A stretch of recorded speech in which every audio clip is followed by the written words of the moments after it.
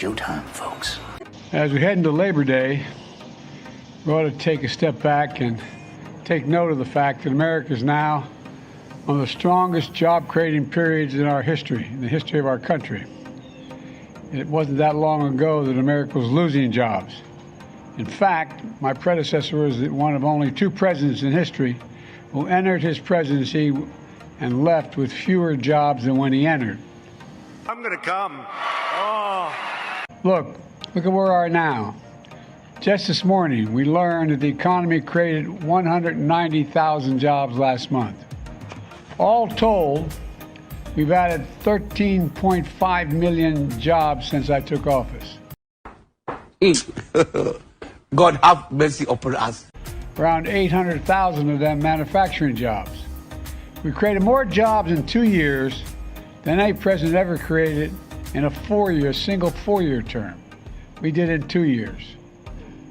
What's more, when I took office, the unemployment rate was 6.3%. The nonpartisan Congressional Budget Office predicted that it would not get below 4% until the end of 2025. Really? Now, the unemployment rate has been below 14% for the last 19 months, the longest stretch in over 50 years. We've recovered all the jobs lost during the pandemic. We've added 1 million more new jobs. More than 700,000 people joined the labor force last month, which means the highest share of working-age Americans are in the workforce now than at any time in the past 20 years. Whew. Now I feel better. People are coming off the sidelines, getting back to their workplaces. Job satisfaction is higher than it's been in 36 years. We've seen record lows in unemployment for African Americans, Hispanic workers and veterans, and workers without high school diplomas, and the lowest unemployment rate in 70 years for America's women. Yeah, baby! At the same time, inflation continues to fall. It's now around 3%, about 1/3 of what it was 1 year ago. In fact, we learned yesterday that over the past 3 months, inflation was close to what it was before the pandemic, and incomes are higher now than they were before the pandemic. While pay for low-wage workers has grown at the fastest pace for low-wage workers in 2 decades.